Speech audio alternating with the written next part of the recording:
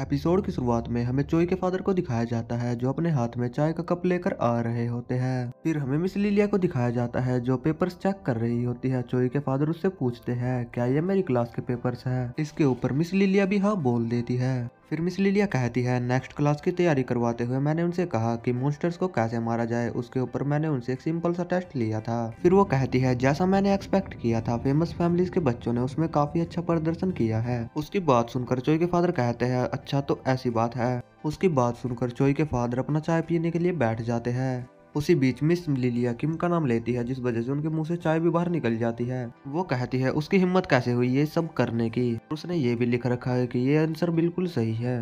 फिर चोई के फादर मिस लिलिया से कहते हैं मिस लिलिया क्या किम ने कुछ किया है। फिर वो काफी गुस्से से कहती है उसने क्लास का मजाक उड़ाने की कोशिश की है। चोई के फादर उससे पूछते हैं क्या उसने कुछ बुरा किया है। मिस लिलिया किम के पेपर को पकड़ते हुए कह रही होती है इसे नजरअंदाज नहीं किया जा सकता।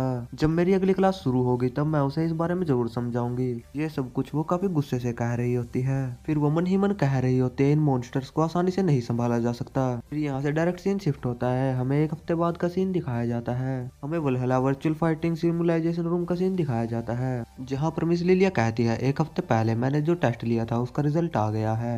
फिर वो कहती है आप में से बहुत से लोगों ने काफी अच्छा प्रदर्शन किया है, लेकिन ऐसा कहने के बाद में वो किम को आगे आने के लिए कहती है। किम अपने कान को खुजाते हुए वहाँ पर आ जाता है और मिस लिलिया किम को घूर कर देख रही होती है और वो डायरेक्ट किम को उसका रिजल्ट दिखा देती है। किम को उस टेस्ट के अंदर 0 मिला हुआ होता है। मिस लिलिया कहती है स्टूडेंट किम को इस टेस्ट में 0 अंक मिले हैं। फिर वो किम से कहती है क्या तुम श्योर हो कि तुमने इस टेस्ट को प्रॉपरली दिया है। की बात सुनकर किम कहता है हाँ मैंने इस टेस्ट को प्रॉपरली दिया है। फिर वो किम से सवाल पूछते हुए उससे कहते हैं रॉक गॉब्लिन को संभालने का सबसे अच्छा तरीका क्या है और तुमने उस प्रश्न के उत्तर में क्या लिख रखा है। किम कहता है हम उसके पेट के अंदर स्टैब कर सकते हैं। उसका जवाब सुनकर मिस लिलिया अपने सर के ऊपर हाथ रख लेती है और फिर मिस लिलिया किम से पूछती है अगर तुम्हारे सामने से 8 जंगली गोब्लिन्स आ रहे हैं तो तुम उनके सामने क्या करोगे। उनकी बात पर किम काफी बढ़िया जवाब देता है और कहता है अगर कोई गोब्लिन मेरे ऊपर हमला करेगा तो मैं उसे चाकू मार के हेल्म के अंदर भेज दूंगा। उसकी बात सुनकर टीचर काफी ज्यादा फ्रस्ट्रेट हो जाती है और कहती है अगर तुमने थोड़ा बहुत सोच के कोई स्ट्रेटेजी बना ली होती तो मैं तुम्हें जाने देती, लेकिन अभी ऐसा नहीं होने वाला है। फिर वो किम से कहती है रॉक गोब्लिन को मारने का तुम्हारा तरीका काफी ज्यादा शॉकिंग है। हालांकि रॉक गोब्लिन का डिफेंस B+ है। अगर उसके ऊपर नॉर्मल स्वॉर्ड से हमला किया जाए तो उसे कुछ भी नहीं होगा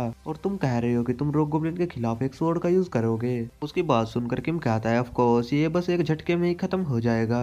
किम की बात सुनकर मिस लिलिया काफी ज्यादा गुस्सा आ रहा होता है और वो मन ही मन कह रही होती है उसका घमंड अभी तक नहीं टूटा और ये अभी बकवास करे जा रहा है। फिर वो कहती है ठीक है मैं समझ गई। ऐसा कहने के बाद में वो किसी बटन को दबाते हुए किम से कहती है स्टूडेंट किम तुम्हारे पास ये सही अपॉर्चुनिटी है तुम्हारे आंसर को सही साबित करने के लिए। ऐसा कहने के बाद में वो उसी बटन को दबा देती है और वे वापस से उसी जगह पर आ जाते हैं जहाँ पर पिछली बार चोई के फादर उनको लेकर आए थे। टीचर के पीछे एक रॉक गोब्लिन खड़ा होता है और टीचर कह रही होती है जैसा तुमने आंसर दिया है अगर तुम उसी तरीके से इस गोब्लिन को मार देते हो मैं तुम्हारे आंसर को सही मानकर तुम्हें पॉइंट्स भी दे दूंगी। उसकी बात सुनकर किम कहता है ठीक है मैं समझ गया।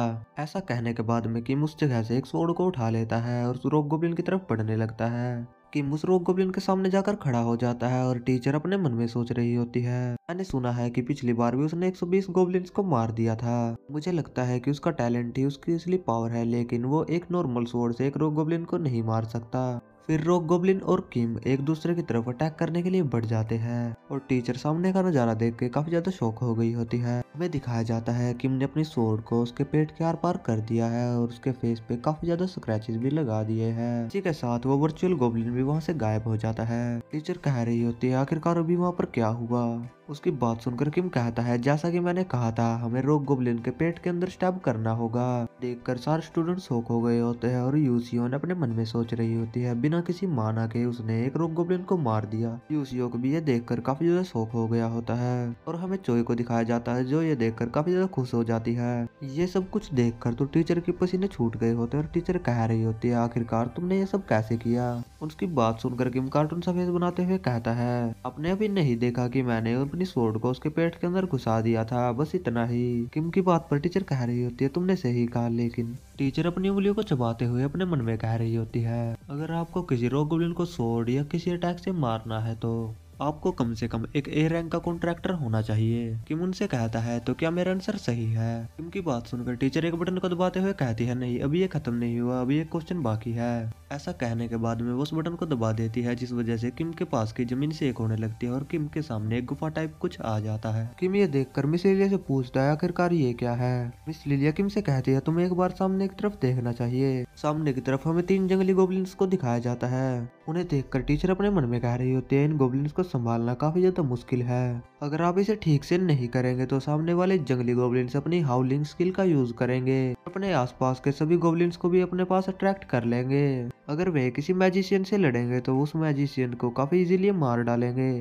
इनका सामना करने से अच्छा इनसे भागना ही बेहतर होता है। ये सब वो मन में कह रही होती है। अभी इसके सामने 3 गोब्लिन्स है, अगर इसने कुछ भी गलती की तो आसपास से 5 गोब्लिन दौड़कर और आ जाएंगे। भले ही वो स्वॉर्ड चलाने में अच्छा हो, लेकिन उसकी स्वॉर्ड चलाने की स्पीड बहुत स्लो है। मिस लिलिया ये सब कह ही रही होती है इतनी देर में किम उन गोब्लिन्स के ऊपर हमला करने के लिए बढ़ जाता है। जाते ही अपनी स्वॉर्ड को एक गोब्लिन के सर के अंदर घुसा देता है। जैसे ही उसका दूसरा साथी अपनी हाउलिंग स्किल का यूज करने वाला होता है, किम अपनी स्वॉर्ड को उसके मुंह के अंदर घुसेड़ देता है। ऐसा करके वो तीनों गोब्लिन्स को मार डालता है। ये सब देखकर टीचर के भी पसीने छूट जाते हैं और किम टीचर से कहता है टीचर मेरा दूसरा आंसर भी सही था। फिर यहाँ से डायरेक्ट सीन शिफ्ट हो जाता है। हमें ट्रेनिंग हॉल का सीन दिखाया जाता है जहाँ पर किम रनिंग प्रैक्टिस कर रहा होता है। वहाँ पर हमें चोई को भी दिखाया जाता है जिसकी भाग भाग कर हालत खराब हो गई होती है और थोड़ी ही देर में चोई जमीन पर लेट जाती है। किम उससे कहता है क्या तुम वापस अपनी ट्रेनिंग करने के लिए अपने क्लैन के अंदर नहीं गई? आखिरकार तुम इतना ज्यादा स्ट्रगल क्यों कर रही हो? चोई कहती है मैं आमतौर पर खुद पर इतना ज्यादा दबाव नहीं डालती। उसकी बात सुनकर किम उससे कहता है अगर तुम नॉर्मल इस तरीके से ट्रेनिंग नहीं करती तो तुम आगे चलकर उन मॉन्स्टर से कैसे लड़ोगी? चोई कहती है मैं कॉन्स्टिलेशन के सदस्यों से पावर उधार लेकर अपनी मानव पावर को बढ़ा सकती हूँ। चोई की बात सुनकर किम अपने मन में कह रहा होता है जैसा कि मैंने एक्सपेक्ट किया था।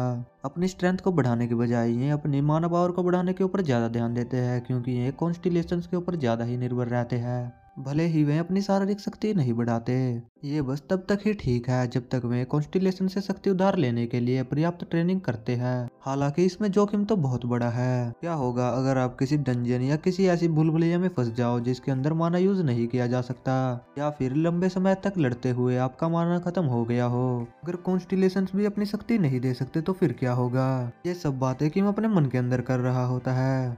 फिर किम चोई से कहता है तुम्हें क्या लगता है अपने स्टेमिना को बढ़ाना तुम्हारे लिए अच्छा नहीं है? फिर चोई कहती है ऑफ कोर्स आपने कहा था अगर मैं इसका अभ्यास करूंगी तो आप मुझे स्वॉर्डमैनशिप सिखा देंगे। उसकी बात सुनकर किम मुझसे कहता है आखिरकार तुम किस प्रकार का रिस्पॉन्स दे रही हो? क्या तुम ट्रेनिंग इसलिए कर रही हो क्योंकि मैंने तुम्हें ये करने के लिए कहा है? किम की बात पर चोई कुछ भी नहीं बोल पाती। फिर किम चोई से कहता है आज के लिए बस इतना ही, हमें थोड़ी देर बाद एकेडमी के अंदर भी तो जाना है। चोई कहती है क्या तुम नहीं जा रहे हो? किम कहता है मैं एक सेट करने के बाद चला जाऊंगा। फिर किम कहता है आखिरकार तुमने मुझसे ऐसा क्यों पूछा?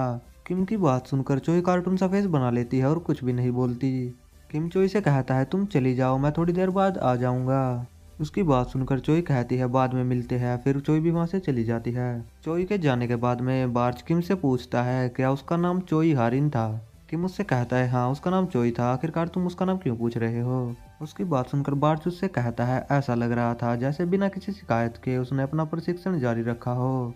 क्या सच में तुमने उसकी ट्रेनिंग में उसकी मदद करने का फैसला लिया है? उसकी बात सुनकर किम मुझसे कहता है ऐसा इसलिए है क्योंकि उसने मुझे ये कह कहकर परेशान किया था कि तुम मुझे स्वॉर्ड चलाना सिखाओ। उसकी बात सुनकर बार्च उससे कहता है क्या तुमने सच में चोई हारिन को अपनी रियल स्वॉर्डमैनशिप दिखाई है? किम कहता है वास्तव में तो मैंने अपनी स्वॉर्डमैनशिप उसे कभी दिखाई ही नहीं। मुझे यकीन है उसने ये तभी देखा होगा जब मैंने क्लास के दौरान अपनी स्वॉर्डमैनशिप दिखाई थी। बार्च कहता है क्या केवल उसे देखकर ही तुम्हारी रियल स्वॉर्डमैनशिप की ताकत का अंदाजा हो गया था? ये तो सच में अमेजिंग बात है। उसकी बात सुनकर किम कहता है मुझे लगा कि ये दिलचस्प है, इसलिए मैंने अपने प्लान का थोड़ा सा हिस्सा सिखाने की योजना बनाई। तभी किम साइड में किसी को नोटिस करता है। हमें ओसियोक को दिखाया जाता है जो ट्रेनिंग कर रहा होता है। ओसियोक अपनी ट्रेनिंग को कंप्लीट करके बैठ जाता है और दोनों ही एक दूसरे की तरफ देखने लगते हैं। किम उससे कहता है आखिरकार तुम कितनी देर से ट्रेनिंग कर रहे हो? ओसियोक कहता है मैं बहुत देर से यहाँ पर हूँ क्योंकि एकेडमी जाने से पहले ट्रेनिंग करना मेरा डेली का रूटीन है। ऐसा कहने के बाद में वो वहाँ से जाने लगता है और कहता है ठीक है तो मैं चलता हूँ। किम उसकी तरफ देखते हुए अपने मन में सोच रहा होता है ओसियोक मुझे नहीं लगता कि उन मार्शल बोन्स के कारण है जिनके साथ ये पैदा हुआ है। ऐसा लगता है कि वो अपने टैलेंट के कारण इतने लंबे समय तक ट्रेनिंग करने में सक्षम है। बार्च किम से कहता है क्या तुम उस बंदे में इंटरेस्टेड हो? किम कहता है खैर वो उन लोगों से तो अच्छा ही है जो केवल अपनी मैजिक पावर के ही भरोसे रहते हैं। किम कहता है आखिरकार ये कमीने कॉन्स्टिलेशंस क्या करते हैं? किम की बात पर बार्च कुछ भी नहीं बोलता। किम उससे कहता है आखिरकार तुम कुछ क्यों नहीं बोल रहे हो। बार्च कहता है मेरा मतलब है कि मैं भी एक कॉन्स्टिलेशन हूँ। मैंने अपने 300 सालों में इधर उधर घूमने के अलावा कुछ भी नहीं किया, और रही बात दूसरे कॉन्स्टिलेशंस की, उनके बारे में मैं कुछ भी नहीं जानता। अगर तुम अपने सिस्टम विंडो के क्वेस्ट को पूरा कंप्लीट कर लेते हो तो तुम्हें कॉन्स्टिलेशंस के बारे में और जानने का मौका मिलेगा। बार्च के इतना कहते ही किम के सामने एक नई क्वेस्ट ओपन हो जाती है जिसमें लिखा हुआ होता है वल्हला आई ऑफ द फॉरेस्ट मेडगेलिया रोनास हाउस। इस क्वेस्ट को पूरा करने के लिए आपको अपने विलेज सोर्ड की भी जरूरत पड़ सकती है। ये देखकर किम कहता है वल्हला आई ऑफ द ग्रेट फॉरेस्ट जगह के बारे में मैंने अपनी क्लास में सुना था। ये आखिरी सर्वाइवल प्लेस है जहाँ हम पहले सेमेस्टर के वक्त गए थे।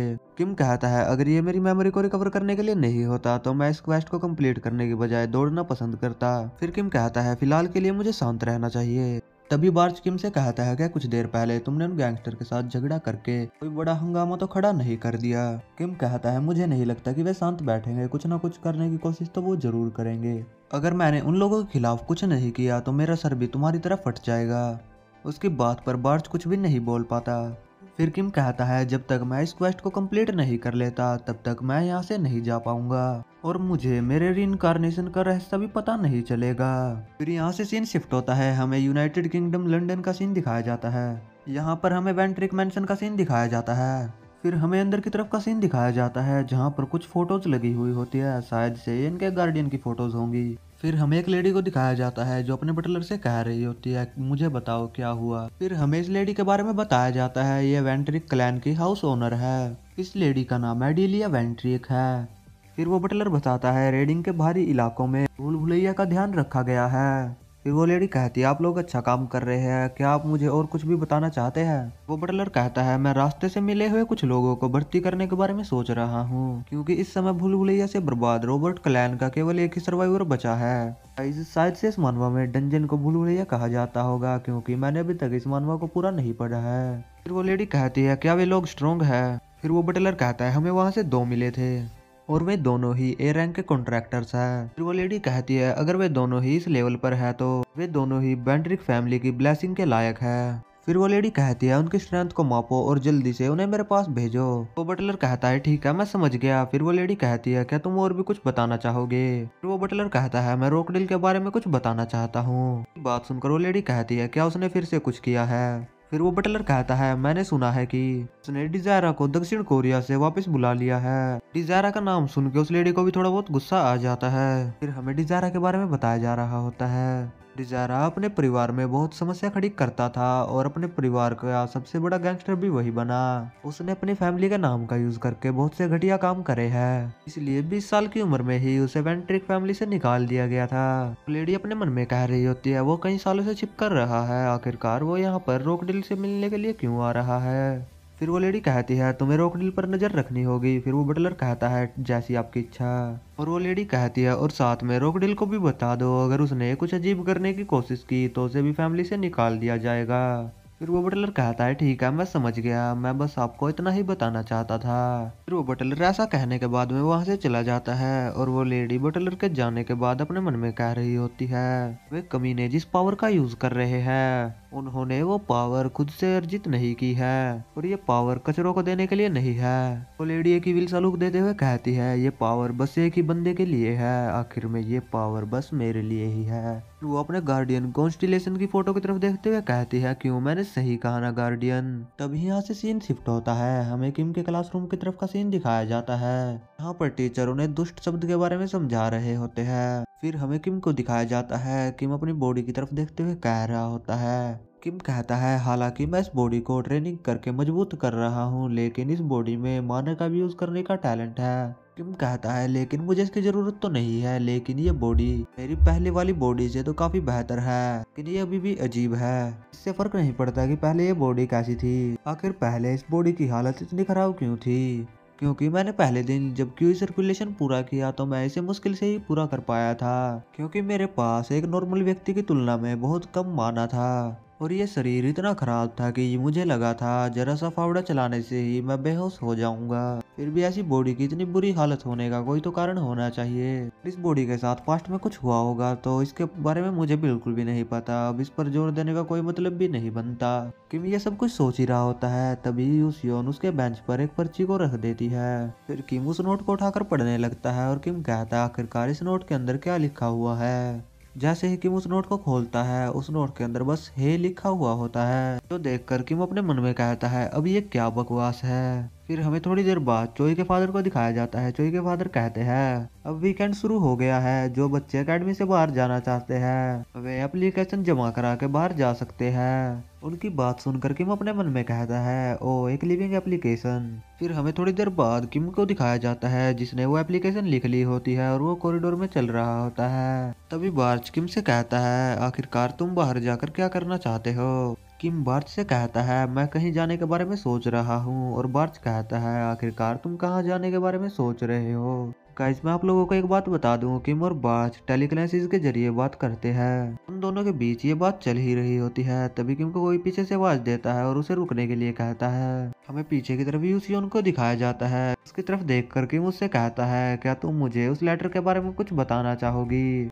किम की बात सुनकर यूसियोन कुछ भी नहीं बोल रही होती। किम उससे कहता है जल्दी करो, मुझे इसे सबमिट करने के लिए भी तो जाना है। यूसियोन कुछ भी नहीं बोल पा रही होती। वो कह रही होती है अब मैं बस ऐसे ही कर रही होती है। वो कह रही होती है इसलिए वो ये सब कर रही होती है। उसकी बात सुनकर किम को भी कुछ समझ नहीं आ रहा होता। उसकी बात सुनकर किम को भी गुस्सा आ जाता है और गुस्से में किम कहता है जल्दी बताओ तुम क्या कहना चाहती हो, आखिरकार तुम ये क्या कर रही हो। यूसियोन कुछ भी नहीं बोल रही होती। वो बस किम की फाइट को अपने मन में सोच रही होती है। वो अपने मन में कह रही होती है उसने बिना मैजिक के एक नॉर्मल सोर्ड के साथ एक रोग गोब्लिन को मार दिया था। वो कहती है जैसा कि हमें बुक्स में पढ़ाया जाता है ये उससे बिल्कुल अलग है। अपने मन में कह रही होती है मैं बस उससे ये पूछना चाहती थी कि आखिरकार उसने रॉक गोब्लिन को कैसे मारा, लेकिन मेरे प्राइड को इतनी ठोस क्यों पहुंच रही है। वो उस रॉक गोब्लिन के बारे में पूछने ही वाली होती है, तभी वहाँ पर टीचर भी आ जाती है। टीचर काफी खुश होते हुए किम से कहती है आखिरकार मुझे बताओ कि तुमने उस रॉक गोब्लिन को कैसे मारा। वो ये सब काफी कार्टून से अंदाज में पूछ रही होती है। किम उनकी तरफ देखते उनसे कहता है आखिरकार आप अभी कहाँ से निकल कर आई।